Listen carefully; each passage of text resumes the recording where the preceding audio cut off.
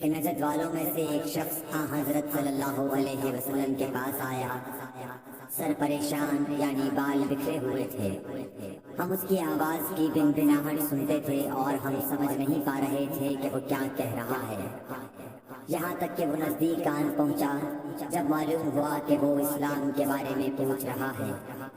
حضرت صلی اللہ علیہ وسلم نے فرمایا کہ اسلام دن رات میں 5 نمازیں پڑھنا ہے۔ اس نے کہا بس اس کے سوا تو اور کوئی نماز مجھ پر نہیں۔ آپ نے فرمایا نہیں، مگر تو نفل پڑھے تو اور بات ہے۔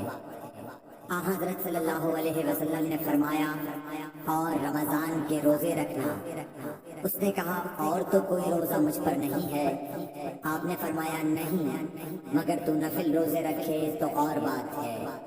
طلحہ نے کہا اور حضرت صلی اللہ علیہ وسلم نے اس زکوٰۃ کا بیان کیا۔ وہ کہنے لگا کہ بس اور کوئی صدقہ مجھ پر نہیں ہے۔ آپ نے فرمایا نہیں، مگر یہ کہ تو نفل صدقہ دے تو اور بات ہے۔ پھر وہ شخص پیٹھ موڑ کر چلا گیا، یوں کہتا جاتا تھا قسم خدا کی میں نہ اس سے بڑھاؤں گا نہ گھٹاؤں گا۔ حضرت صلی اللہ علیہ وسلم نے فرمایا اگر یہ سچا ہے تو اپنی مراد کو پہنچ گیا۔ صحیح بخاری حدیث